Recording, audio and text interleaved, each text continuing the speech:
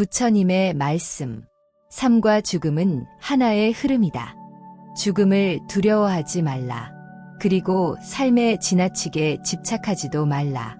씨앗이 흙 속에서 자신의 몸을 부수지 않으면 어찌 싹을 틔울 수 있으며 묵은 잎이 가지를 떠나지 않으면 어찌 새 잎이 돋아날 수 있겠는가. 강물은 쉬지 않고 바다로 흘러가지만 그 물은 다시 비가 되어 강으로 돌아온다. 이와 같이 삶과 죽음은 둘이 아니요 끝과 시작이 없는 하나의 거대한 흐름이니라. 너희가 서 있는 강가에서 흐르는 물을 보라. 지금 내 앞을 지나는 물은 잠시 머물다 사라지는 듯 보이지만 그 물은 강이라는 영원한 생명의 일부이니라. 너희의 삶 또한 그와 같으니 두려움 없이 흐름에 몸을 맡기라. 제1부 머무는 돌, 흐르는 강. 나루는 강을 끼고 태어나 강에 기대어 살아가는 마을이었다. 마을의 이름처럼 사람들은 강을 건너는 나룻배에 자신들의 삶을 싣고 하루하루를 보냈다. 강은 마을 사람들에게 모든 것이었다. 아침이면 물안개와 함께 잠에서 깨어나게 했고 넉넉한 품으로 물고기를 내주어 배를 채워주었으며 밭에 댈 물을 대주어 곡식을 자라게 했다. 그러나 강은 때로 모든 것을 앗아가는 존재이기도 했다.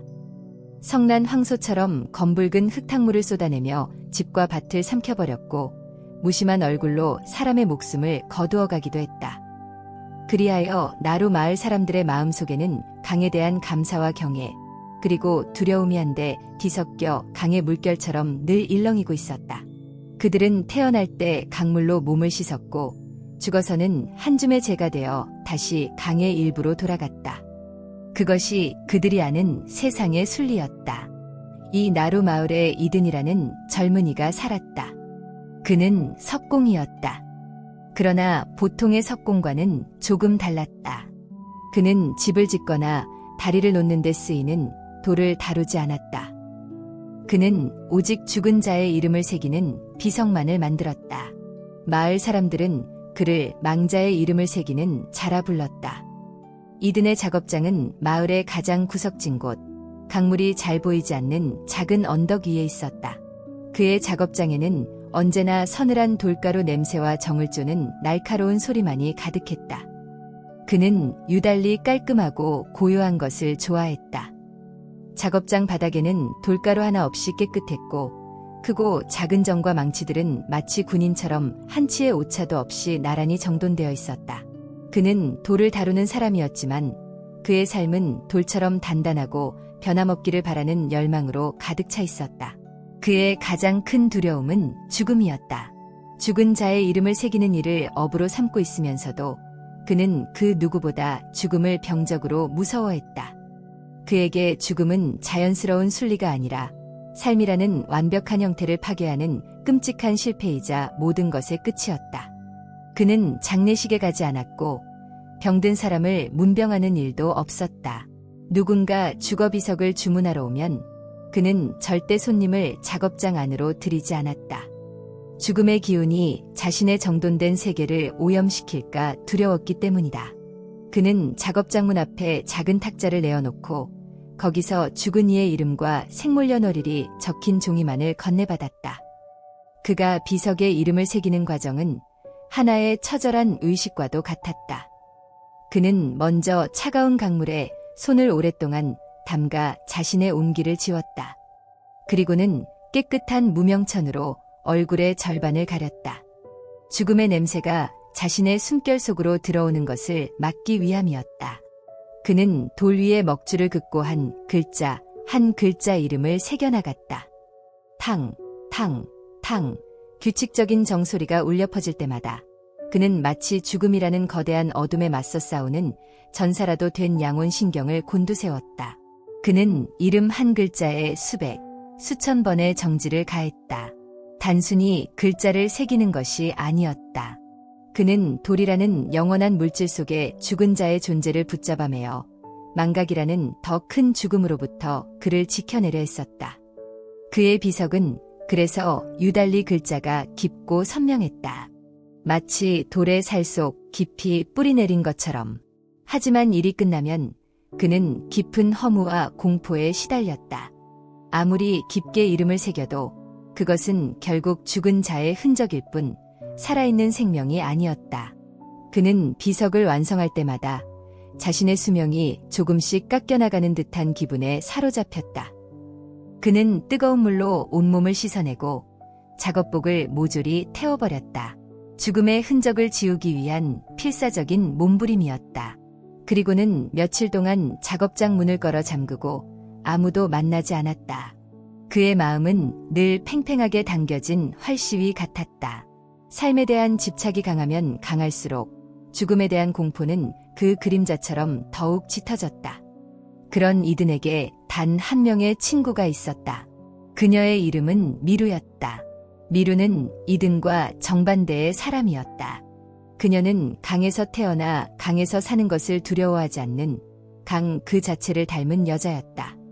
그녀는 마을 최고의 어부였고 작은 조각배를 모는 솜씨는 나루 마을 제일이었다. 그녀의 피부는 강바람과 햇살에 그을려 건강한 구릿빛이었고 얼굴에는 늘 장난기 넘치는 웃음이 가득했다. 그녀는 삶과 죽음의 경계를 대수롭지 않게 넘나들었다. 갓 잡은 물고기의 배를 가르며 생명의 온기를 느끼는 동시에 그 생명을 거두는 것을 슬퍼하지 않았다.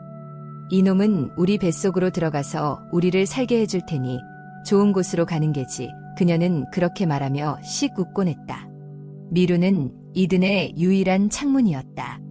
그녀는 이든의 굳게 닫힌 작업장 문을 거리낌 없이 두드리고 들어오는 유일한 사람이었다.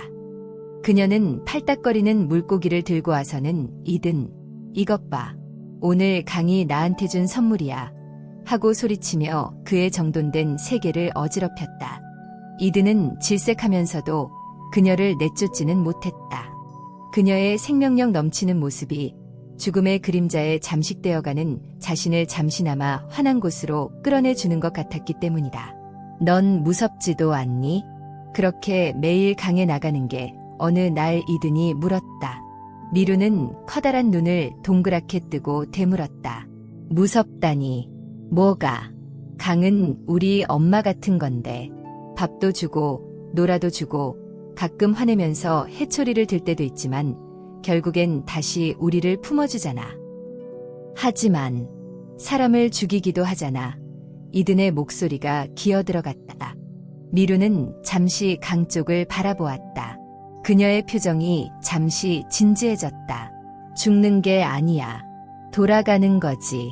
우리는 모두 강에서 왔잖아. 언젠가 다시 강으로 돌아가는 건 당연한 거야. 봐, 저기 떠내려가는 나뭇잎도 결국엔 썩어서 흙이 되고 그 흙이 나무를 키워서 다시 새 잎을 틔우잖아. 다 똑같은 거야. 이든은 그녀의 말을 이해할 수 없었다. 그에게 죽음은 돌아감이 아니라 사라짐이었다. 모든 것이 멈추고 썩어 없어지는 완벽한 단절. 그는 고개를 저었다. 그의 마음속에는 미루의 말이 들어올 틈이 없었다. 그의 마음은 이미 죽음은 끝이라는 단단한 돌로 가득 차 있었기 때문이다. 그러던 어느 해 여름, 나루 마을에 지독한 장마가 찾아왔다. 며칠 밤낮으로 쏟아진 비에 강은 미친 듯이 불어났다. 강둑은 위태로웠고 사람들은 불안에 떨며 밤을 지새웠다. 그러던 어느 칠흑 같은 밤, 비바람이 가장 거세던 순간 강 상류에서 큰 산사태가 일어났다는 소식이 전해졌다. 거대한 흙더미와 뽑힌 나무들이 강물을 타고 마을로 쏟아져 내려오고 있었다. 마을 사람들은 비명을 지르며 높은 곳으로 피신하기 시작했다. 바로 그때 누군가 외쳤다. 미루 할머니가 아직 강가에 집에 있어. 거동이 불편해서 빠져나오지 못했어. 미루 할머니는 나루 마을에서 가장 나이가 많은 노인이자 미루에게는 피부치 하나 없는 유일한 가족이었다.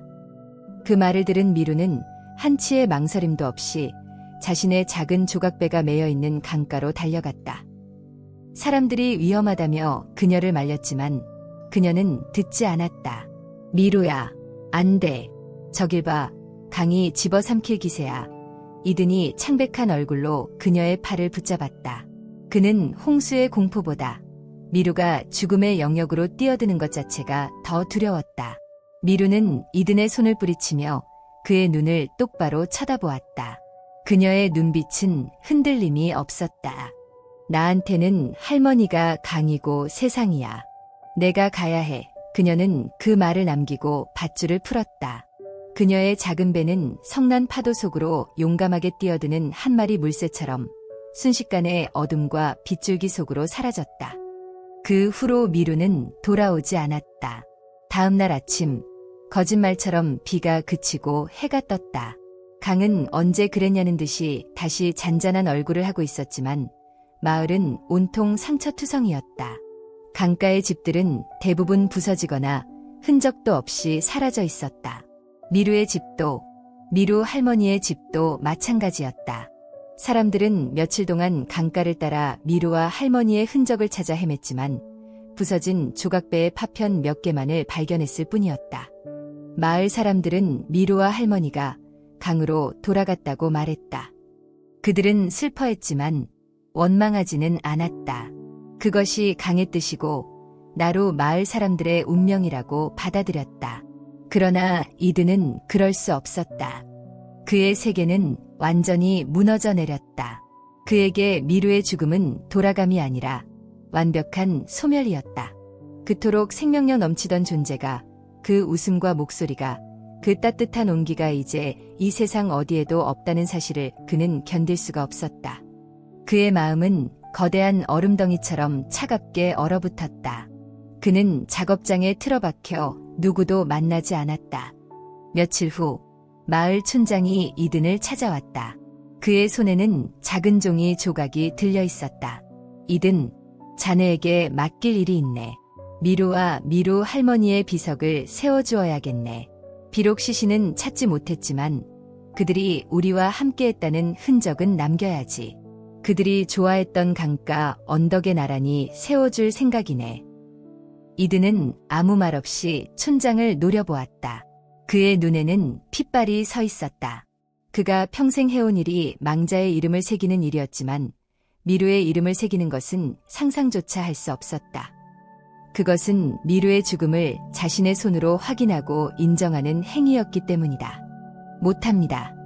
이든이 으르렁거리듯 말했다. 미루는 죽지 않았습니다. 어딘가에 살아있을 겁니다. 돌아올 겁니다. 촌장은 깊은 한숨을 내쉬며 이든의 어깨에 손을 얹었다. 이든, 우리 모두의 마음이 그렇다네. 하지만 우리는 받아들여야 하네. 그것이 산자의 목이야. 자네가 미루의 이름을 새겨주지 않으면 누가 그 아이를 기억해주겠나. 촌장은 종이를 탁자 위에 내려놓고 돌아갔다. 이든은 종이를 쳐다보지도 않았다. 그는 며칠을 뜬 눈으로 보냈다. 그의 머릿속은 온통 미루의 마지막 모습으로 가득했다. 죽는 게 아니야. 돌아가는 거지. 미루의 목소리가 환청처럼 들려왔다. 그는 분노에 차 소리쳤다. 거짓말이야. 돌아가긴 어딜 돌아가. 모든 건 끝났어.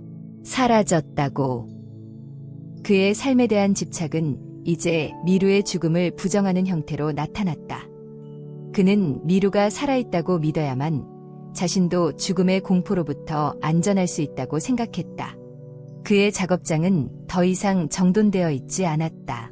연장들은 어지럽게 널려 있었고 바닥에는 돌가루가 수북이 쌓여 먼지처럼 떠다녔다.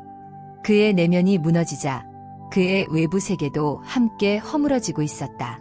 그러던 어느 날 밤, 잠 못 이루던 이드는 홀린 듯 강가로 나갔다. 보름달이 휘영청 밝아 강물은 은가루를 뿌린 듯 반짝이고 있었다. 그는 미루의 배가 떠났던 나루터에 멍하니 서 있었다.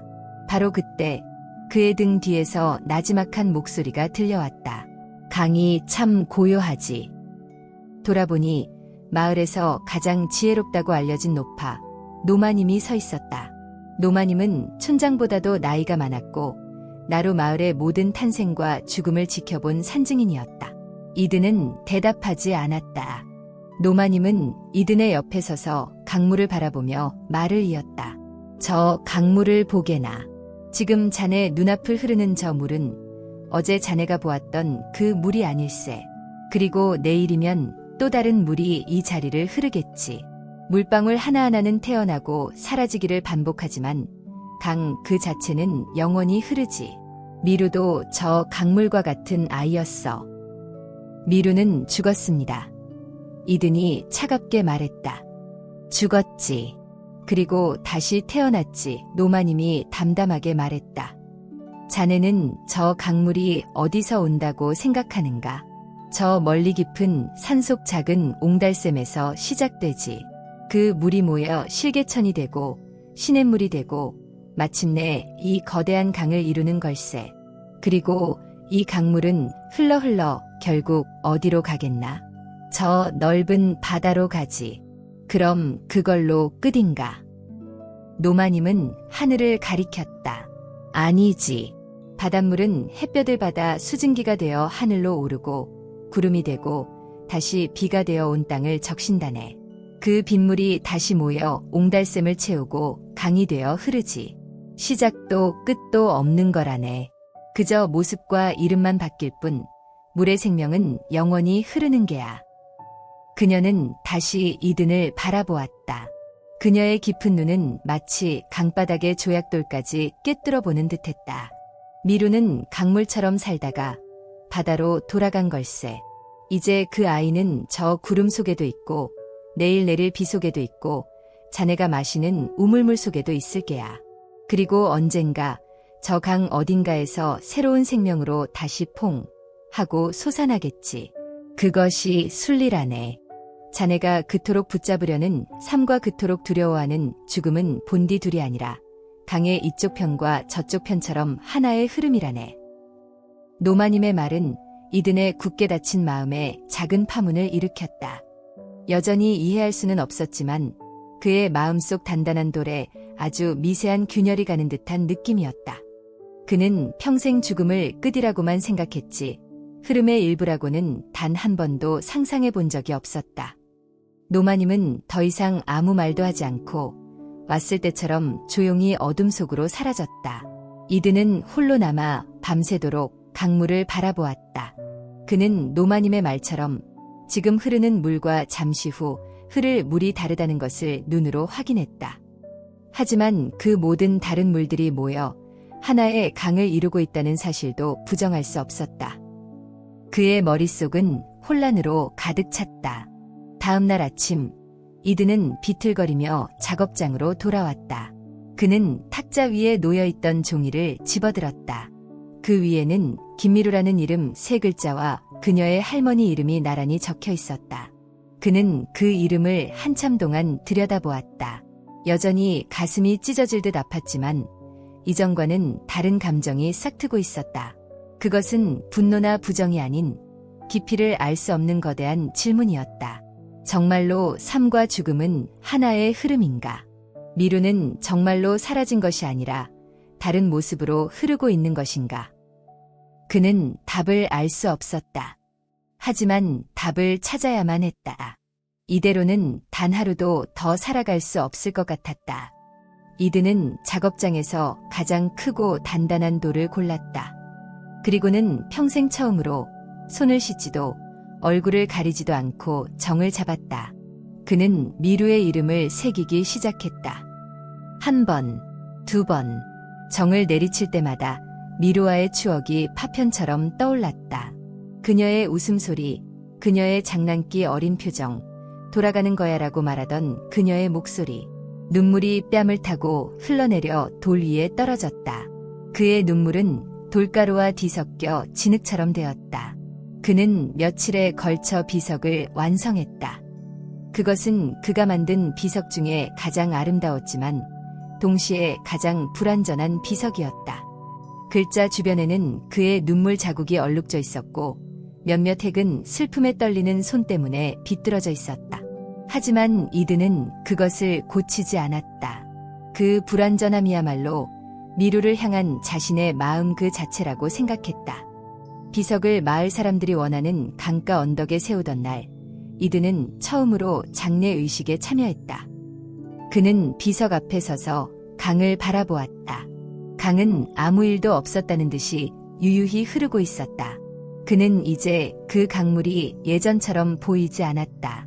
그저 물의 흐름이 아니라 수많은 생명이 태어나고 사라지며 이어지는 거대한 생명의 흐름으로 보이기 시작했다.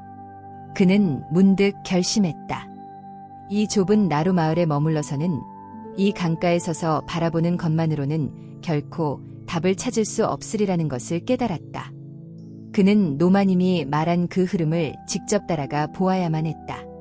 이 강이 시작되는 샘의 근원부터 모든 것이 끝나는 저 넓은 바다까지 그 흐름의 전체를 보아야만 삶과 죽음이 왜 하나인지를 이해할 수 있을 것 같았다. 이드는 자신의 작업장으로 돌아와 가장 작은 망치와 정 몇 개만을 싼자루 하나를 맸다. 그는 자신의 모든 것을 버리고 떠나기로 했다. 돌처럼 한 곳에 머물며 영원한 것을 새기려 했던 삶을 버리고 강물처럼 정처 없이 흘러가며 모든 것을 겪어보기로 했다. 그가 마을을 떠나던 날 노마님이 나루터에서 그를 배웅했다. 그녀는 아무것도 묻지 않았다. 그저 작은 나룻배 한 척을 그에게 내밀었다. 강을 따라 가려거든 배가 있어야지. 하지만 기억하게. 강을 따라 순순히 흘러가는 것만으로는 강의 전부를 볼 수 없다네. 때로는 거슬러 올라가야만 비로소 보이는 것들이 있지. 샘의 근원을 찾으려거든 흐름을 거스를 용기가 필요할 걸세. 이드는 노마님에게 깊이 고개를 숙였다. 그는 작은 배에 몸을 실었다. 그의 여정은 이제 막 시작되고 있었다. 돌처럼 머물러 있던 한 남자가 자신의 가장 큰 두려움의 실체를 찾아 생과 사가 하나로 흐르는 거대한 강 위로 나아가는 첫노를 젓기 시작했다. 제2부 강을 거슬러 오르는 배. 이든의 작은 배가 나루 마을을 벗어나 강 상류를 향해 나아가기 시작했을 때 그의 마음속에는 비장한 결의와 함께 한 조각의 오만이 자리 잡고 있었다. 그는 평생 돌을 다루어 왔다. 그의 힘과 의지로 단단한 돌에 영원한 이름을 새겼듯 이 거대한 강의 흐름 또한 자신의 의지로 거슬러 올라 그 근원을 정복할 수 있으리라 믿었다. 그는 노마님이 말한 흐름을 거스를 용기를 흐름과 싸워 이길 힘으로 오해했다. 그의 여정은 강의 무자비한 힘 앞에 선 인간의 왜소함을 깨닫는 과정이었다. 강 하류의 넓고 잔잔했던 물결은 상류로 거슬러 올라갈수록 점점 거칠고 예측 불가능한 야수의 얼굴을 드러냈다. 강폭이 좁아지면서 물살은 채찍처럼 그의 배를 휘갈겼고 물속에 숨어있던 날카로운 바위들은 마치 이빨처럼 그의 배 밑바닥을 위협했다. 이드는 사투를 벌였다. 그는 온 힘을 다해 노를 저었다. 그의 팔 근육은 터질듯이 부풀어 올랐고 등에서는 땀이 냇물처럼 흘렀다. 그는 이를 악물고 외쳤다. 내가 이기나 해보자. 그는 강을 극복해야 할 적 자신의 의지를 시험하는 거대한 장애물로 여겼다. 그는 좁은 물길의 가장 세찬 중앙부를 향해 정면으로 배를 몰았다. 그것이 가장 빠르고 정직한 길이라고 믿었기 때문이다. 결과는 처참했다. 그는 반나절을 꼬박노를 저어도 고작 몇 리밖에 나아가지 못했고 해가 지면 강물은 그를 비웃기라도 하듯 밤사이에 다시 하류로 밀어냈다. 그의 몸과 마음은 빠르게 지쳐갔다. 며칠이 지나자 그의 손바닥은 온통 물집으로 뒤덮여 찢어졌고 어깨는 돌덩이처럼 굳어 움직이기조차 힘들었다. 그는 배 위에서 빵 부스러기로 간신히 허기를 채우고 지쳐 잠들었다가 다시 깨어나 노를 젓는 일을 반복했다. 그의 마음속은 점차 분노와 절망으로 채워져 갔다. 왜 나는 앞으로 나아갈 수 없는가? 나의 의지는 이렇게 강한데 왜 이 강은 나를 받아주지 않는가? 그는 자신의 무력함에 화가 났고 그런 자신을 조롱하는 듯한 강물이 증오스러웠다. 이것은 미루가 말했던 어머니 같은 강이 아니었다. 이것은 그저 모든 것을 파괴하고 집어삼키는 맹목적인 폭력일 뿐이었다. 그러던 어느 날 오후 하늘이 갑자기 어두워지더니 폭우가 쏟아지기 시작했다. 강물은 순식간에 불어나 흙탕물로 변했다. 이드는 본능적인 공포에 사로잡혔다. 미루를 앗아갔던 바로 그 강의 모습이었다. 그는 미친 듯이 노를 저어 강가에 배를 대려 했지만 이미 늦어 있었다. 상류에서 떠내려온 거대한 통나무가 그의 배 옆구리를 강타했다. 쩍쩍 하는 소리와 함께 배의 일부가 부서져 나갔고 그는 균형을 잃고 차가운 강물 속으로 곤두박질 쳤다. 강물은 그가 상상했던 것보다 훨씬 더 차갑고 강력했다. 그의 숨을 막고 그의 몸을 제멋대로 뒤흔들었다.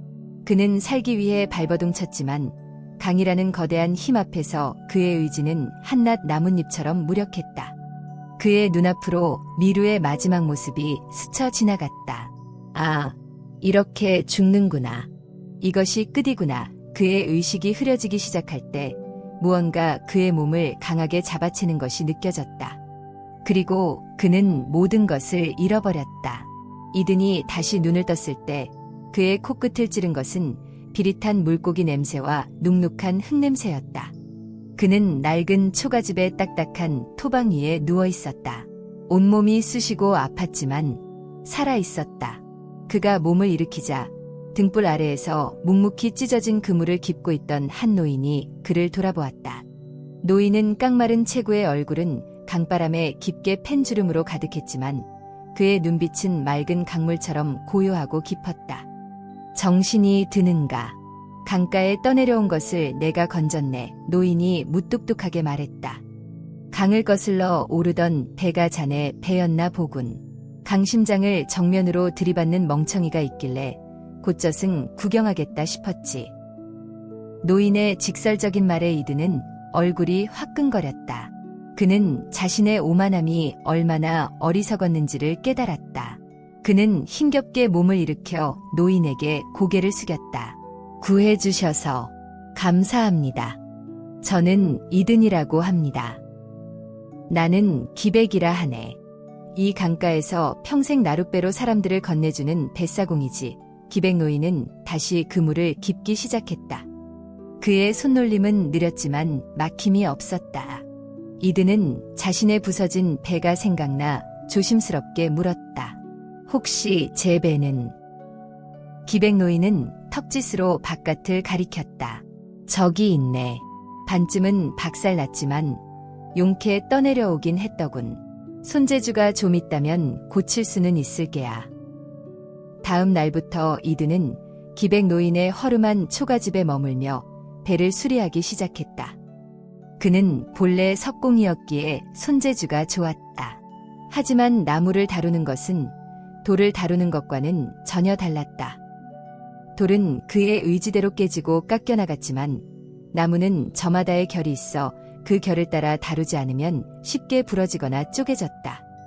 그는 몇 번의 실패 끝에야 나무의 성질을 이해하고 그것과 싸우는 대신 그것의 결을 따라 일하는 법을 배우기 시작했다. 그가 배를 수리하는 동안 기백 노인은 말없이 그를 지켜보거나 자신의 일을 할 뿐 별다른 말을 건네지 않았다. 그는 이른 새벽강에 나가 고기를 잡았고 낮에는 사람들을 나룻배에 태워 강 이편과 저편을 오갔다. 그의 나룻배는 낡고 작았지만 어떤 물살에도 흔들림 없이 강을 건넜다. 이든은 노인의 배가 어떻게 그 거친 물살을 쉽게 건너는지 유심히 관찰했다. 노인은 결코 강의 가장 세찬 중앙부로 배를 몰지 않았다. 그는 오히려 물살이 약해지는 강가를 따라 움직이거나 심지어는 상류로 거슬러 올라가는 작은 소용돌이, 와류를 교묘하게 이용했다. 그의 노질은 힘이 넘치기보다는 마치 춤을 추듯 유연하고 부드러웠다. 그는 강과 싸우는 것이 아니라 강의 힘을 빌려 강을 건너고 있었다. 어느 날 저녁, 이든은 참지 못하고 기백 노인에게 물었다. 어르신은 어째서 저와 달리 힘을 들이지 않고도 강을 쉽게 오르내리시는 겁니까? 저는 온 힘을 다해도 제자리 걸음만 했는데 말입니다. 기백 노인은 화롯불에 찬물을 올리며 피식 웃었다. 자네는 강을 적으로 생각하고 싸우려 했지만 나는 강을 길동무로 생각하고 함께 갈 방법을 찾기 때문이지. 길동무라니요. 강은 모든 것을 앗아가는 무자비한 존재가 아닙니까? 강은 그저 강일 뿐이라네. 무자비한 것도 인자한 것도 아니지. 그저 흐를 뿐이야. 힘이 넘칠 때도 있고 기운이 없을 때도 있지. 성질이 급할 때도 있고 게으름을 피울 때도 있고 사람 사는 거랑 똑같아. 그런 친구의 성질을 잘 알아야 함께 갈 수 있는 법이지. 무턱대고 힘으로만 밀어붙이면 어떤 친구가 좋아하겠나. 노인은 끓인 차를 이든에게 건네며 말을 이었다. 강을 보지 말고 물결을 보게. 큰 물결이 있으면 그 옆에는 반드시 작은 물결이 있고 거슬러 오르는 흐름도 있다네. 가장 빠른 길이 언제나 가장 좋은 길은 아니야. 때로는 돌아가고 때로는 기다리고 때로는 흐름에 몸을 맡겨 떠내려가는 척하다가 다시 거슬러 올라야 하는 법이지. 그것이 강을 거슬러 오르는 방법이고 어쩌면 세상을 살아가는 방법이기도 할 게야. 기백 노인의 말은 돌에 새기는 글자처럼 이든의 마음에 깊이 박혔다. 그는 처음으로 흐름을 거스른다는 것의 진정한 의미를 어렴풋이 깨닫기 시작했다. 그것은 흐름에 맞서 싸워 이기는 것이 아니라 더 큰 흐름 속에서 작은 길을 찾아내어 나아가는 지혜였다. 배수리가 끝난 날, 이든은 기백 노인에게 깊이 절을 하며 감사를 표했다. 그는 다시 강으로 나아갈 준비를 했다. 기백 노인은 떠나는 그에게 낡은 대나무 삿대 하나를 건넸다. 노만으로는 부족할 때가 있을 게야. 바닥을 짚어야 할 때도 있고 방향을 틀어야 할 때도 있지. 강의 바닥을 알아야 물의 표면을 제대로 읽을 수 있는 법이라네. 이든은 다시 배에 올랐다. 그러나 이번에는 이전과 전혀 달랐다. 그는 더 이상 강의 중앙으로 돌진하지 않았다. 그는 시간을 들여 물결의 움직임을 살폈다. 그는 기백 노인의 가르침대로 거센 물살을 피해 강가의 잔잔한 흐름을 탔고 바위를 돌아 생기는 작은 소용돌이를 이용해 힘을 아꼈다. 여전히 힘들었지만 이제 그는 조금씩 앞으로 나아가고 있었다. 그는 더 이상 강과 싸우지 않았다. 그는 강과 대화하고 있었다. 그렇게 며칠을 더 거슬러 올라갔을 때 그는 기이한 마을 하나를 발견했다.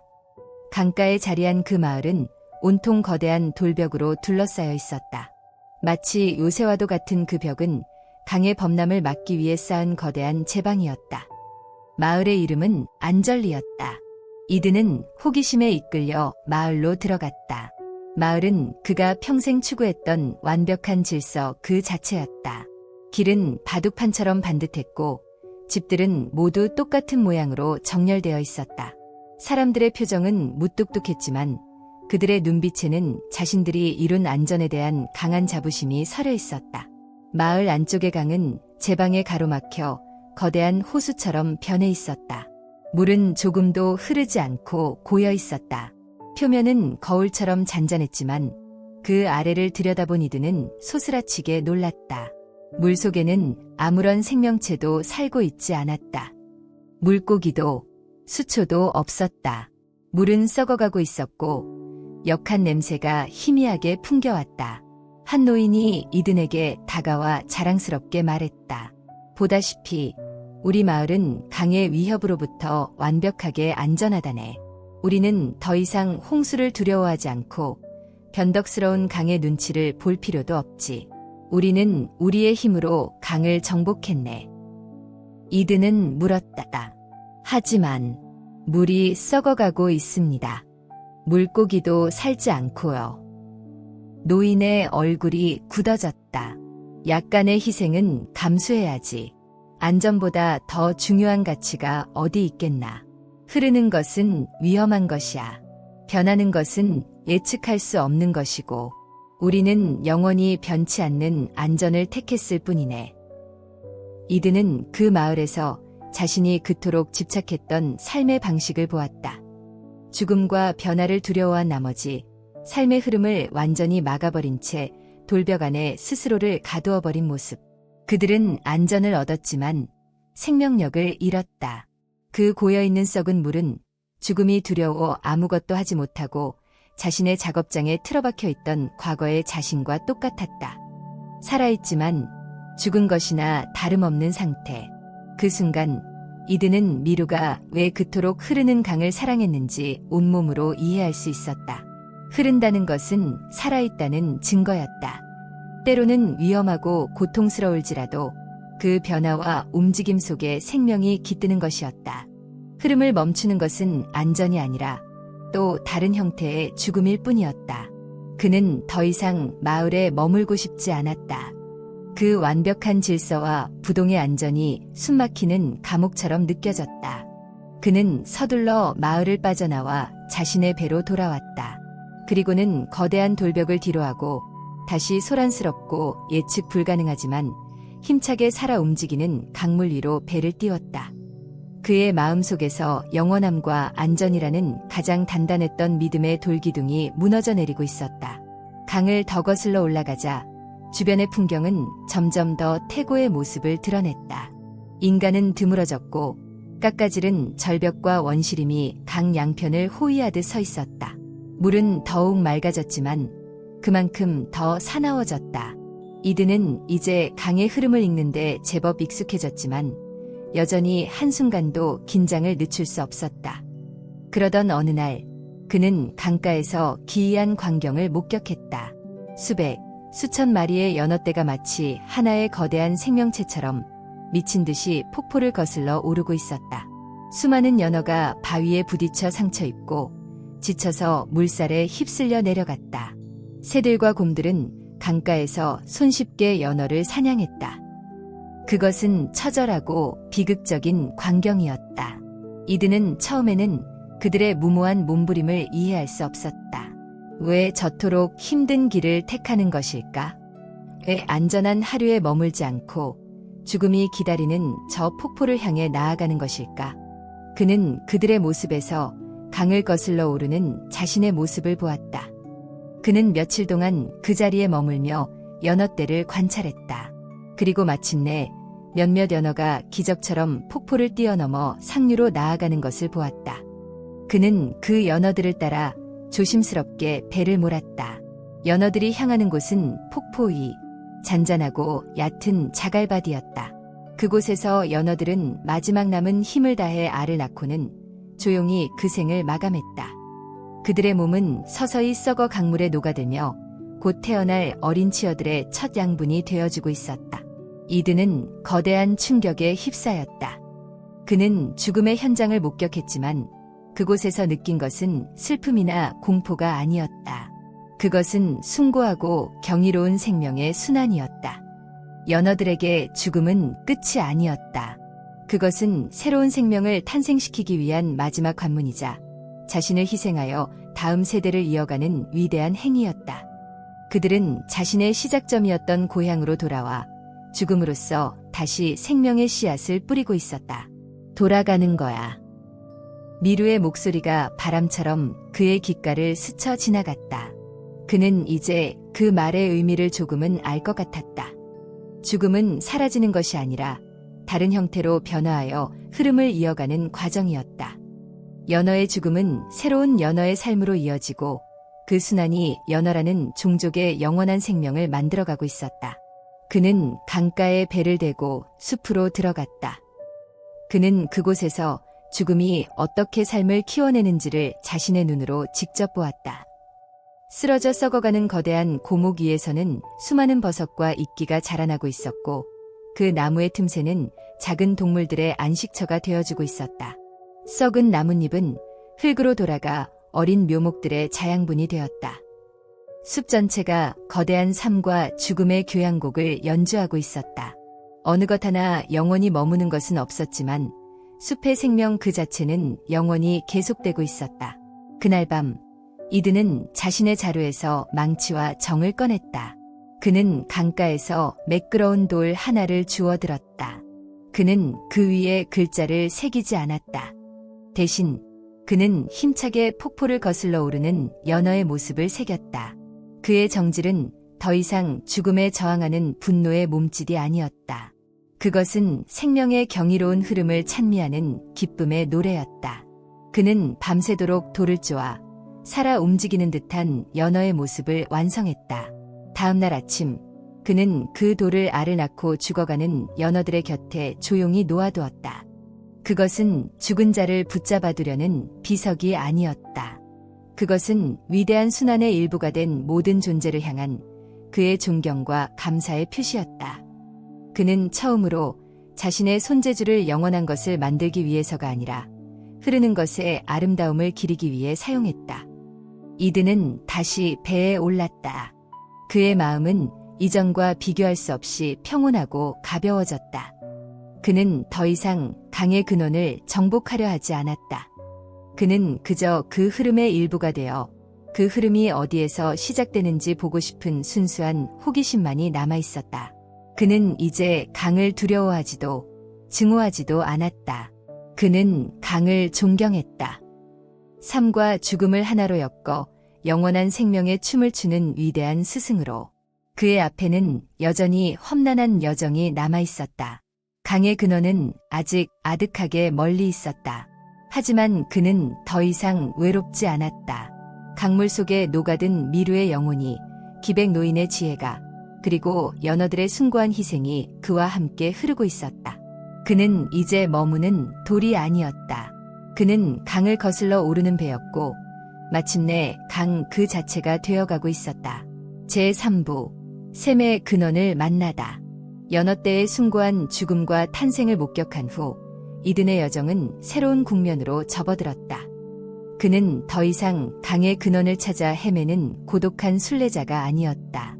그는 강의 일부가 되어 그저 자신의 시작점을 향해 회귀하는 물방울처럼 자연스럽게 흐름을 거슬러 올라가고 있었다. 그의 마음속에서 죽음에 대한 두려움은 경이로움으로, 삶에 대한 집착은 감사함으로 서서히 변해가고 있었다. 강은 상류로 올라갈수록 그 위용을 감추고 본연의 모습을 드러내기 시작했다. 거대한 강줄기는 수백 개의 작은 지류로 갈라졌고 이드는 그중 가장 힘차고 맑은 물줄기를 따라 노를 저었다. 주변의 풍경은 나날이 험준해졌다. 인간의 손길이 닿지 않은 원시의 숲이 하늘을 가렸고 강 양쪽으로는 구름이 허리를 감고 있는 거대한 산맥이 병풍처럼 솟아있었다. 공기는 차갑고 청명했으며 물소리와 새소리, 바람소리 외에는 아무런 소리도 들리지 않았다. 그 고요함 속에서 이드는 오히려 세상이 살아있음을, 온갖 생명들이 자신의 귀에 들리지 않는 소리로 소통하고 있음을 느낄 수 있었다. 그는 이제 강과 싸우지 않았다. 그는 강의 언어를 배웠다.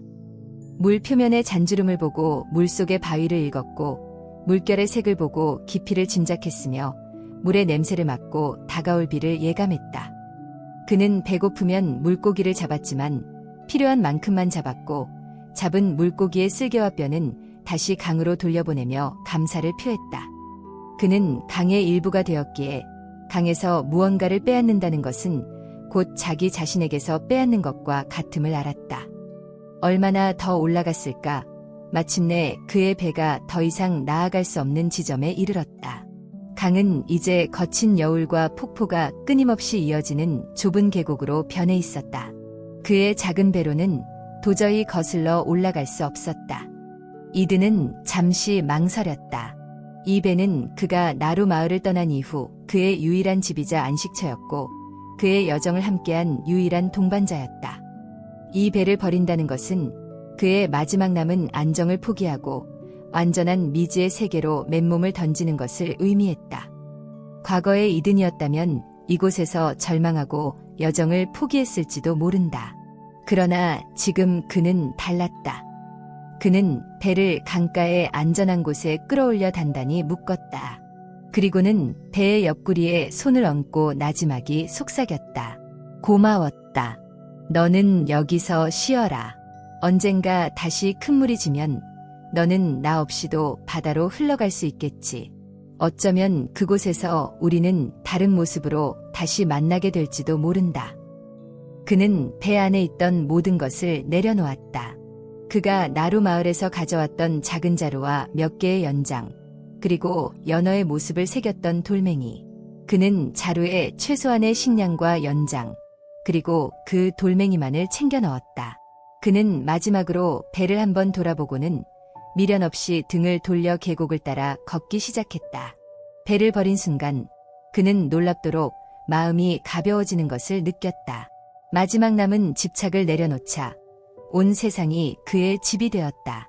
맨몸으로 걷는 길은 배를 타고 가는 것과는 완전히 다른 차원의 경험이었다. 그의 발바닥은 땅의 모든 것을 느꼈다. 뾰족한 돌멩이의 아픔, 축축한 이끼의 부드러움, 차가운 계곡물의 시원함. 그는 두 발로 걷는 것이 아니라 온몸으로 대지와 대화하며 나아가고 있었다. 그는 더 이상 계곡을 거슬러 오르는 것이 아니었다.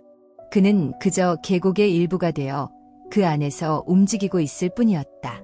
그는 좁은 물줄기를 따라 계속해서 위로, 더 위로 올라갔다. 낮에는 걷고 밤에는 동굴이나 바위 밑에서 잠을 잤다. 그는 이제 어둠이 두렵지 않았다. 어둠은 끝이 아니라 모든 생명이 휴식하고 새로운 힘을 얻는 고요한 자궁과도 같음을 알았다.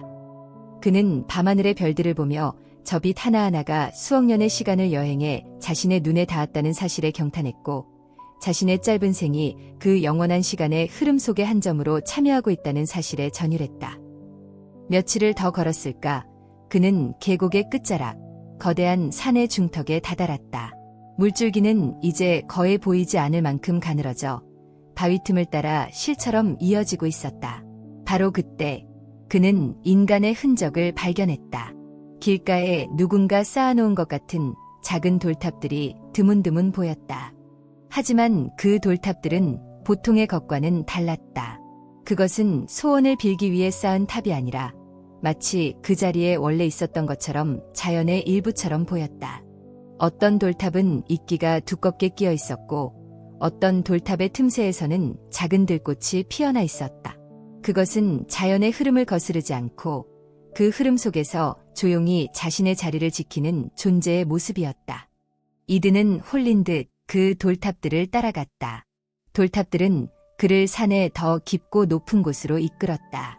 마침내 그는 작은 공터에 이르렀고, 그곳에서 믿을 수 없는 광경을 보았다. 공터 한가운데에 작은 오두막 한 채가 있었는데, 그 오두막은 땅 위에 지어진 것이 아니라 거대한 고목에 쓰러진 몸통을 파서 만든 집이었다. 지붕은 두꺼운 이끼와 흙으로 덮여 있어 언뜻 보면 작은 언덕처럼 보였다. 집 앞에는 작은 텃밭이 있었지만 그곳에는 채소와 약초와 이름 모를 잡초들이 경계 없이 뒤섞여 자라고 있었다. 모든 것이 억지스럽지 않고 마치 수백 년 동안 그 자리에 있었던 것처럼 자연스러웠다. 바로 그때 오두막 문이 열리고 한 노인이 걸어 나왔다. 그는 지금껏 이든이 만났던 그 어떤 노인과도 달랐다. 그의 나이를 가늠할 수 없었다. 그의 얼굴은 나무 껍질처럼 깊게 주름져 있었지만 그의 눈빛은 갓 태어난 아이처럼 맑고 호기심으로 빛났다. 그의 머리카락과 수염은 길게 자라 땅에 끌릴 정도였지만 그 속에는 새싹과 작은 나뭇잎들이 섞여 있어 마치 움직이는 숲처럼 보였다. 그는 옷이라고 할 수 없는 낡은 삼배 조각 하나만을 허리에 두르고 있었다. 노인은 낯선 이의 등장에도 조금도 놀라지 않았다. 그는 마치 매일 만나는 친구를 대하듯 이든을 향해 온화하게 미소 지었다. 그는 아무 말도 하지 않고 손짓으로 이든을 오두막 안으로 초대했다. 이든은 주저하며 오두막으로 들어갔다. 안은 어두웠지만 아늑했다. 가구라고는 아무것도 없었고 바닥에는 마른 풀과 나뭇잎이 두껍게 깔려 있었다.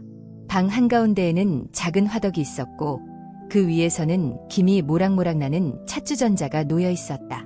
노인은 나무를 깎아 만든 투박한 찻잔 2개에 차를 따랐다. 차에서는 흙냄새와 소립냄새, 그리고 이름 모를 꽃향기가 섞인 오묘한 향이 났다. 이든은 조심스럽게 차를 한 모금 마셨다. 차가 그의 목을 타고 넘어가는 순간 온몸의 피로가 눈 녹듯 사라지는 듯한 기분이 들었다.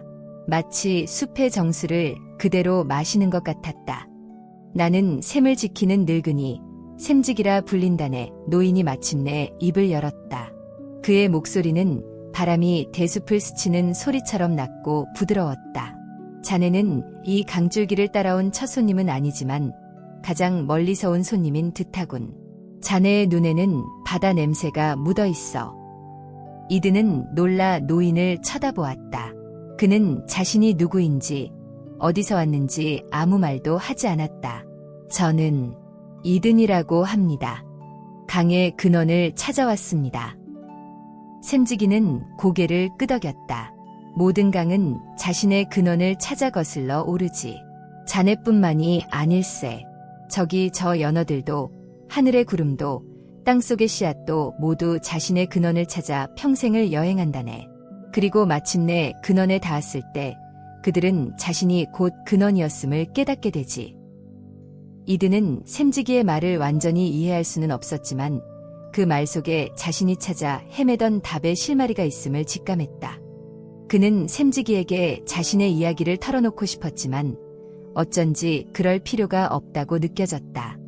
이 늙은이는 이미 자신의 모든 것을 꿰뚫어 보고 있는 것 같았다. 그날부터 이드는 샘지기의 오두막에 머물렀다. 샘지기는 그에게 아무것도 가르치려 하지 않았다. 그는 그저 자신의 삶을 보여줄 뿐이었다.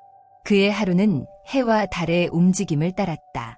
그는 해가 뜨면 일어나 숲에서 이슬을 모아 마셨고 나무 열매와 뿌리를 캐어 먹었다. 그는 텃밭의 잡초를 뽑지 않았다. 대신 그는 각각의 풀이 어떤 쓰임이 있는지 이든에게 보여주었다. 어떤 풀은 약이 되었고 어떤 풀은 물감을 만드는 데 쓰였으며 어떤 풀은 다른 식물들이 잘 자라도록 돕는 역할을 했다. 샘지기의 세계에는 쓸모없는 것이란 존재하지 않았다. 모든 것은 거대한 관계의 그물 속에서 서로를 돕고 의지하며 살아가고 있었다. 어느 날 샘지기는 이든을 데리고 깊은 숲속으로 들어갔다. 그는 이든에게 땅에 가만히 귀를 대보라고 했다. 이든은 처음에는 아무것도 듣지 못했다. 하지만 시간이 흐르고 그의 마음이 고요해지자 그는 미세한 소리들을 듣기 시작했다. 땅속에서 벌레들이 흙을 파는 소리, 나무 뿌리가 물을 빨아올리는 소리, 씨앗이 껍질을 깨고 나오려는 미세한 진동. 그는 거대한 침묵처럼 보였던 땅 아래에서 수억만 개의 생명이 쉼없이 움직이고 있음을 알았다. 죽은 듯 보이는 땅이 실은 가장 역동적인 삶의 현장이었던 것이다. 또 다른 날, 샘지기는 이든에게 비가 오는 날 처마 밑에 앉아 빗방울을 관찰하게 했다. 이든은 무심코 떨어지는 빗방울 하나하나가 저마다 다른 소리를 내고 다른 모양으로 땅에 스며드는 것을 보았다. 어떤 빗방울은 이끼 위에 떨어져 조용히 스며들었고 어떤 빗방울은 바위를 때려 경쾌한 소리를 냈으며 어떤 빗방울은 다른 빗방울과 합쳐져 작은 웅덩이를 만들었다. 샘지기는 말했다. 저 빗방울 하나하나가 다 다른 삶을 살고 있는 걸세. 하지만 그들은 모두 비라는 하나의 생명이지. 그들은 모두 결국 땅으로 돌아가 다시 샘을 이루고 강이 되어 바다로 갈 걸세. 너와 나, 그리고 미루라는 그 아이도 저 빗방울과 다르지 않다네. 이든은 샘지기가 어떻게 미루의 이름을 아는지 묻지 않았다. 그것은 더 이상 중요하지 않았다. 그는 샘지기와 함께 지내며 삶과 죽음이 분리된 사건이 아니라 존재라는 하나의 큰 천을 짜는 시실과 날실과 같음을 어렴풋이 깨닫고 있었다. 삶이 빛이라면 죽음은 그 빛을 더욱 빛나게 하는 어둠이었다. 하나가 없으면 다른 하나도 존재할 수 없었다. 마침내 이든이 그곳에 머문 지 한 달이 지났을 때 샘지기는 그를 데리고 산의 가장 깊은 곳으로 향했다. 그들은 좁고 어두운 동굴의 입구에 다다랐다. 동굴 안에서는 물방울 떨어지는 소리가 끊임없이 울려 퍼지고 있었고 서늘하고 맑은 기운이 흘러나왔다. 여기가 강의 심장이 뛰는 곳이라네. 샘지기가 말했다. 들어가 보게. 자네가 찾던 근원이 저 안에 있을지도 모르지. 이든은 혼자 동굴 안으로 들어갔다. 동굴은 칠흑같이 어두웠지만 그는 두렵지 않았다. 그는 더듬거리며 안으로 들어갔다. 안으로 들어갈수록 물소리는 점점 커졌고 공기는 더욱 맑아졌다. 마침내 그는 동굴의 가장 깊은 곳, 넓은 공간에 다다랐다. 그곳은 완벽한 어둠에 잠겨 있었지만 그의 눈이 어둠에 익숙해지자 그는 놀라운 광경을 목격했다. 그곳에는 샘이라고 부를 만한 것은 없었다. 대신 동굴의 천장과 벽, 바닥의 모든 틈새에서 물방울이 끊임없이 솟아나고 떨어지고 스며 나오고 있었다. 수억, 수조 개의 작은 물방울들이 모여 작은 시내를 이루고 그 시내가 동굴 밖으로 흘러나가고 있었다. 강의 근원은 하나의 거대한 원천이 아니라 무한히 많은 작은 시작들의 합창이었던 것이다. 이드는 그 자리에 무릎을 꿇었다. 그는 손바닥으로 벽에서 스며 나오는 물방울을 받았다. 물은 얼음장처럼 차가웠지만 그 안에는 살아있는 심장의 고동 같은 미세한 온기가 느껴졌다. 그는 그 물을 마셨다. 물이 그의 몸속으로 들어오는 순간 그는 모든 것을 알았다. 그의 눈앞에 환영처럼 미루의 모습이 떠올랐다. 그러나 그녀는 더 이상 인간의 모습이 아니었다. 그녀는 하나의 투명한 물방울이었다. 그 물방울은 이든의 손바닥 위에서 미소 짓더니 이내 다른 물방울들과 합쳐져 계곡을 따라 흘러내렸다. 그것은 강이 되어 나루 마을을 지났고 드넓은 평야를 가로질러 마침내 거대한 바다와 하나가 되었다. 그리고 바다의 표면에서 그 물방울은 햇살을 받아 한 줄기 수증기가 되어 하늘로 피어올랐다. 그것은 구름이 되고 바람을 타고 여행하다가 마침내 이 깊은 산중에 비가 되어 내렸다. 빗물은 땅속으로 스며들어 오랜 시간 바위 틈을 여행한 끝에 지금 이 순간 이 동굴의 벽에서 다시 솟아나고 있었다. 미루는 죽은 것이 아니었다. 그녀는 사라진 것이 아니었다. 그녀는 그저 모습을 바꾸어 여행하고 있었을 뿐이다. 그녀는 강물이었고 바다였고 구름이었고 비였고 지금 이 순간 이든의 손바닥 위에 있는 이 물방울이었다. 그리고 그 물방울은 곧 이든 자신의 몸의 일부가 될 것이었다. 삶과 죽음은 하나의 흐름이라는 것, 그 말의 의미를 그는 마침내 온몸으로, 온 영혼으로 깨달았다. 분리된 것은 아무것도 없었다. 이든 자신도, 미루도, 샘지기도, 강물도, 돌멩이도, 저 하늘의 별까지도 모두 하나의 거대한 생명의 흐름 속에서 잠시 다른 모습과 다른 이름을 가지고 있을 뿐이었다. 죽음은 끝이 아니라 다른 모습으로 흐름에 합류하기 위한 문이었다. 삶은 영원히 소유할 수 있는 것이 아니라 잠시 맡아두었다가 다음 존재에게 흘려보내야 하는 선물이자 책임이었다. 이든의 눈에서 뜨거운 눈물이 쏟아져 내렸다. 그것은 슬픔의 눈물이 아니었다. 그것은 모든 것이 연결되어 있다는 깨달음에서 오는 지극한 환희와 감사의 눈물이었다. 그는 더 이상 미루의 죽음을 슬퍼하지 않았다. 그는 이제 세상 모든 것 속에서 미루를 만날 수 있었다. 그는 더 이상 자신의 죽음을 두려워하지 않았다. 자신 또한 위대한 흐름의 일부가 되어 영원히 여행할 것임을 알았기 때문이다. 한참을 울던 그는 자리에서 일어났다. 그는 품에서 자루를 꺼내 망치와 정, 그리고 연어를 새겼던 돌멩이를 꺼냈다. 그는 위대한 깨달음을, 이 경이로운 장소를 기념하기 위해 무언가를 새기고 싶었다. 미루의 이름, 부처의 얼굴, 혹은 이 순환을 상징하는 끝없는 원. 그는 돌 위에 정을 대었다. 하지만 망치를 들어 올리는 순간 그는 멈추었다. 그는 문득 깨달았다. 이 위대한 흐름을 돌에 새겨 고정시키려는 행위 자체가 바로 그가 버리고자 했던 옛 습성이라는 것을. 돌에 새겨진 이름은 영원한 것처럼 보이지만 그것이야말로 흐름을 거스르는 가장 오만한 행위였다. 진정으로 흐름을 존중하는 것은 그 어떤 흔적도 남기지 않고 그저 흐름의 일부가 되는 것이었다. 이드는 망치와 정을 조용히 바닥에 내려놓았다. 그는 연어가 새겨진 돌멩이를 두 손으로 소중히 감싸 쥐었다. 그리고는 동굴 밖으로 걸어 나왔다. 그는 동굴에서 흘러나오는 작은 시냇가로 다가갔다. 그리고는 그 돌멩이를 흐르는 물속에 조용히 내려놓았다. 돌멩이는 퐁하는 소리와 함께 물속으로 잠겼다. 이제 수백, 수천 년의 시간이 흐르는 동안 강물은 이 돌멩이를 서서히 마모시켜 날카로운 조각의 흔적을 지우고 둥글고 매끄러운 조약돌로 만들어 결국에는 모래알로 부수어 바다로 돌려보낼 것이다. 이드는 자신의 마지막 집착, 무언가를 기록하고 기억시키려는 욕망을 강물에 흘려보냈다. 그가 고개를 들었을 때 샘지기가 나무에 기댄 채 그를 바라보며 미소 짓고 있었다. 샘지기는 아무 말도 하지 않았지만 이드는 그가 모든 것을 알고 있음을 알았다. 이제 어디로 갈 텐가? 샘지기가 물었다.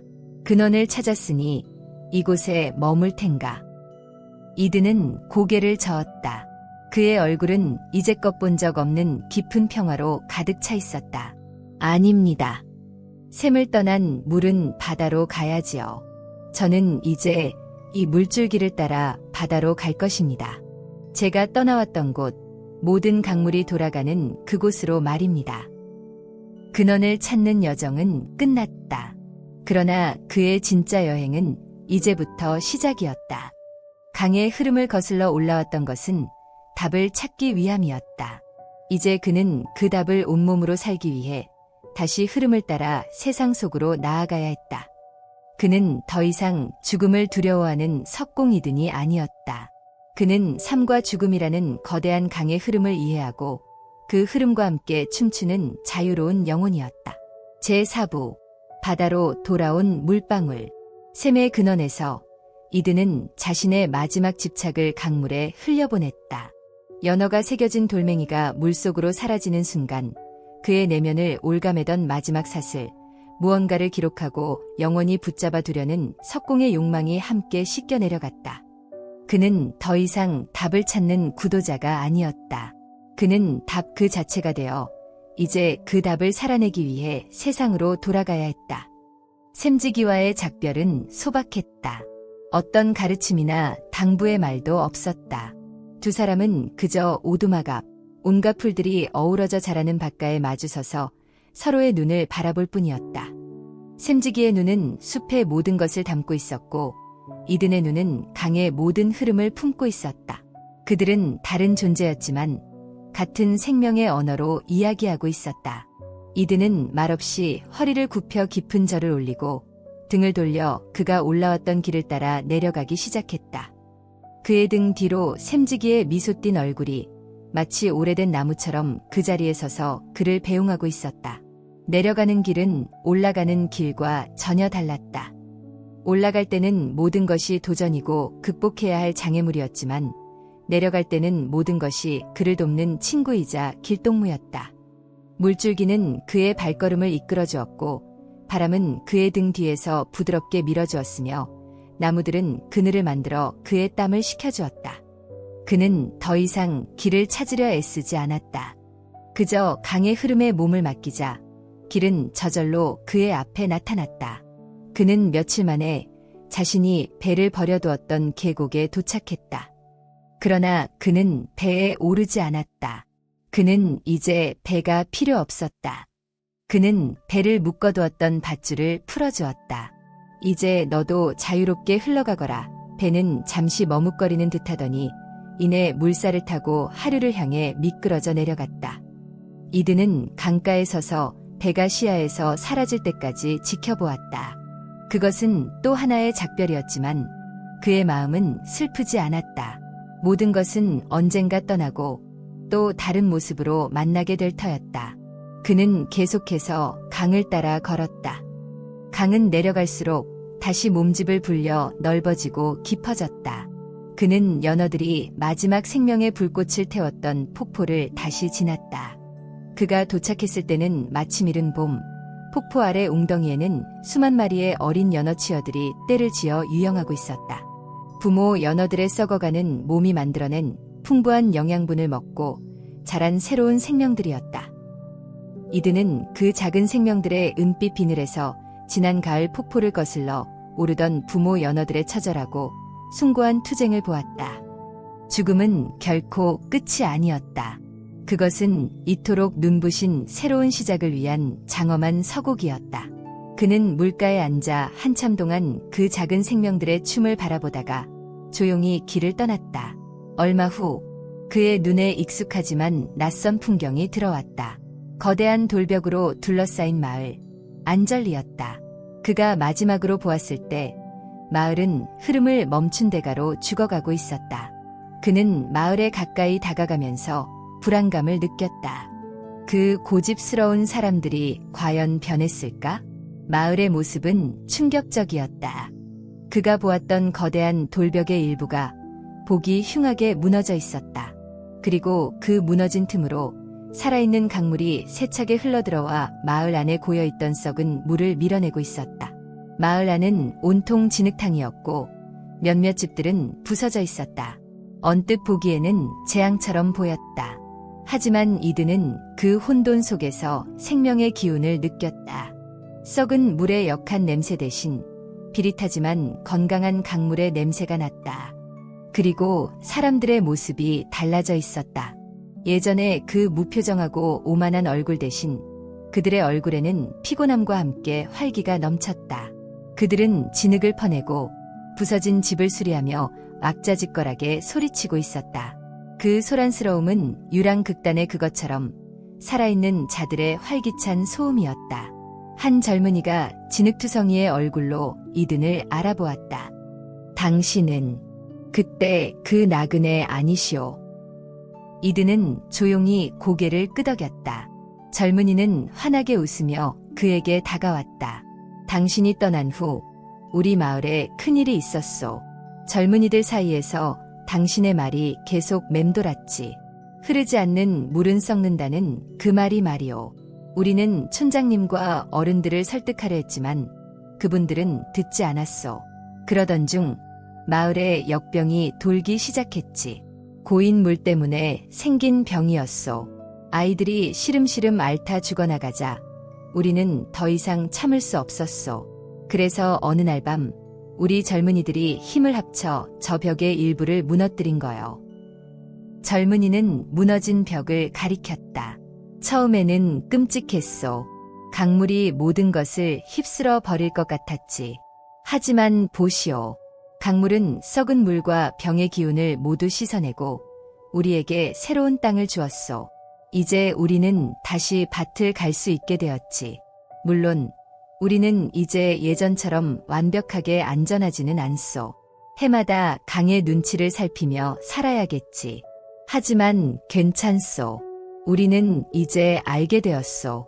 흐름과 함께 사는 것이 흐름을 막고 죽어가는 것보다 훨씬 낫다는 것을 말이오.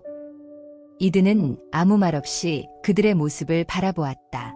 그는 자신이 한 일이 아무것도 없음을 알았다. 그는 그저 돌멩이 하나를 던졌을 뿐 파문을 일으키고 변화를 만들어낸 것은 그들 자신이었다. 그는 그들의 어깨를 두드려주고는 축제처럼 소란스러운 마을을 뒤로하고 다시 길을 떠났다. 안전이라는 돌벽에 갇혀있던 사람들이 마침내 흐름과 함께 춤추는 법을 배우기 시작한 것이다. 그는 다시 기백 노인의 초가집이 있는 나루터에 도착했다. 노인은 여느 때처럼 강가에 앉아 낚싯대를 들이우고 있었다.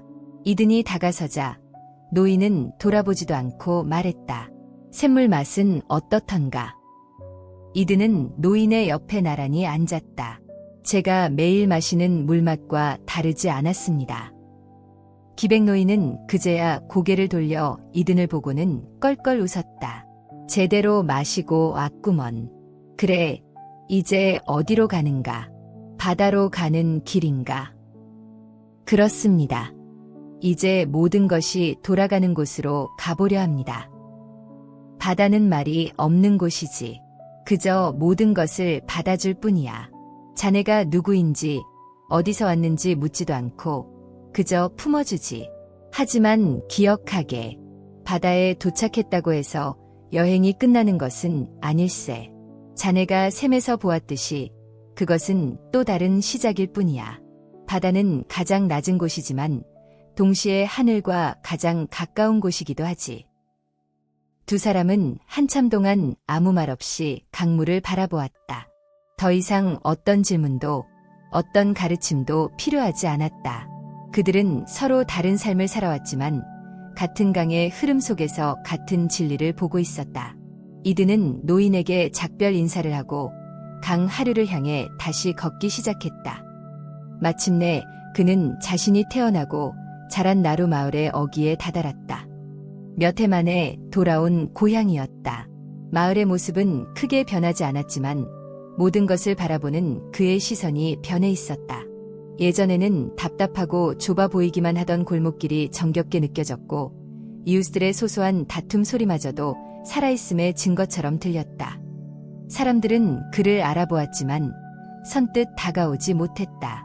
그의 행색은 전보다 더 남루해졌지만 그의 눈빛과 분위기는 완전히 다른 사람이 되어 있었기 때문이다. 예전에 그 날카롭고 불안에 차 있던 석공의 모습은 온데간데 없고 깊은 강물처럼 고요하고 평온한 한 사내가 서 있었다. 그는 자신의 옛 작업장으로 향했다. 문은 굳게 닫혀 있었고 자물쇠는 녹슬어 있었다. 그는 문을 열지 않았다. 안을 들여다볼 필요도 없었다. 그 안에 있는 것은 과거의 자신일 뿐 지금의 자신과는 아무 상관이 없었다. 그는 그저 문에 기대어 한때 자신이 그토록 집착했던 영원함과 불변의 꿈이 얼마나 헛된 것이었는지를 생각하며 희미하게 미소 지었다.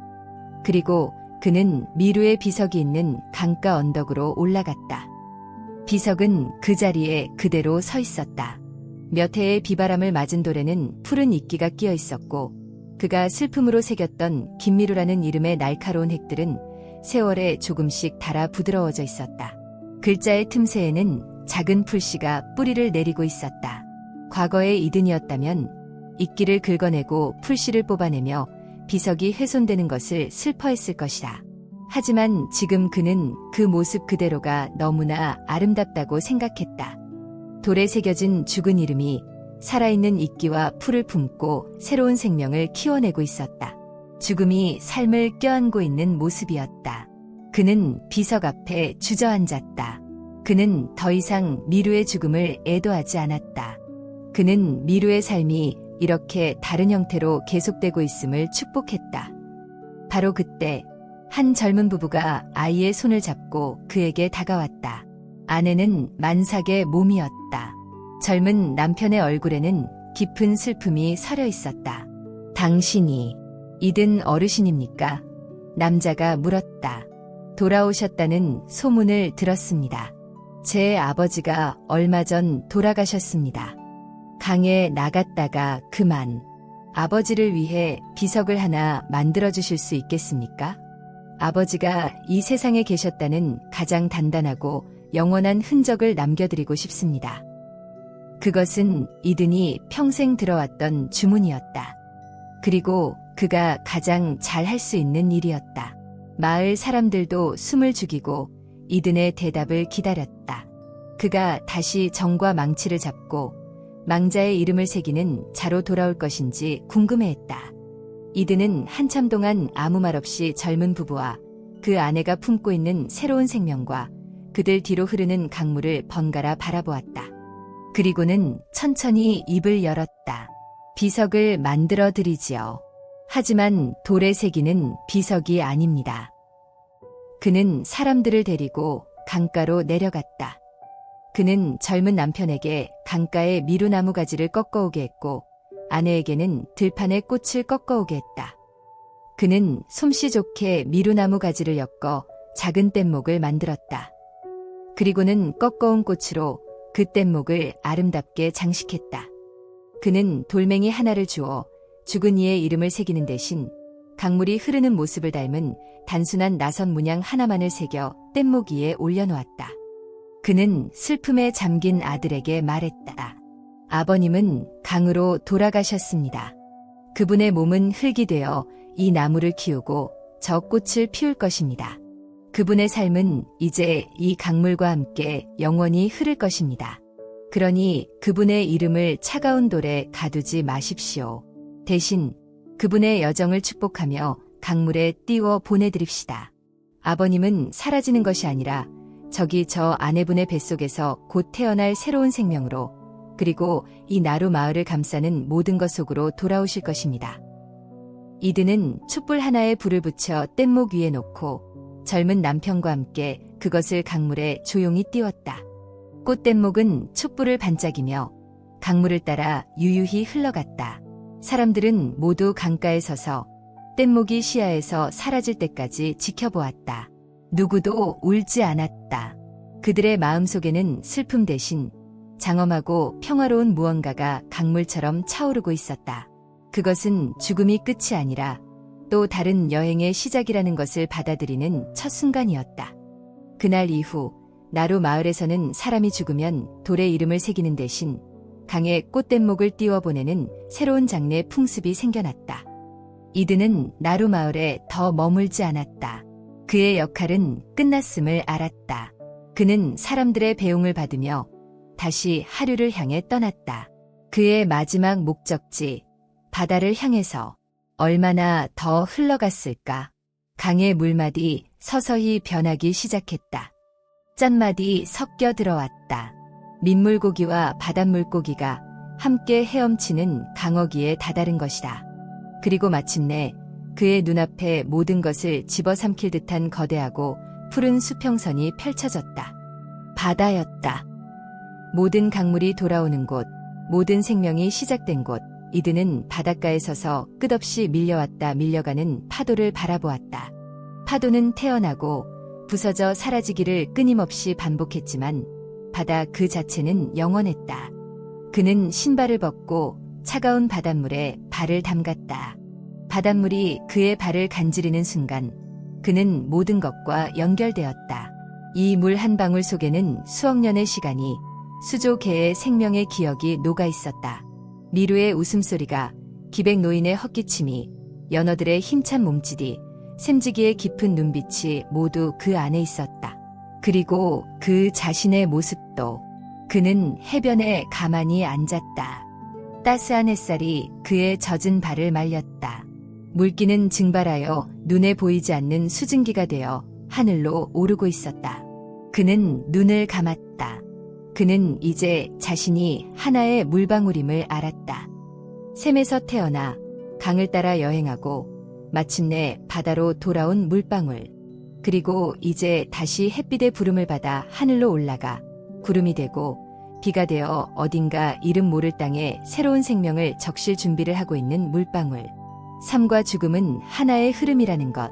그에게 그것은 더 이상 철학이나 깨달음이 아니었다. 그것은 그의 숨결이었고 그의 심장 박동이었으며 그의 존재 그 자체였다. 그의 긴 여정은 끝났다. 그리고 그의 영원한 여행은 이제 막 시작되고 있었다. 바닷가의 한 산에 그의 얼굴에는 시작도 끝도 없는 거대한 흐름과 하나가 된 자애 깊고 평온한 미소가 조용히 피어오르고 있었다. 모든 살아있는 존재들이 평화롭고 행복하기를 기원합니다. 구독과 좋아요는 자비로운 마음의 실천입니다. 감사합니다.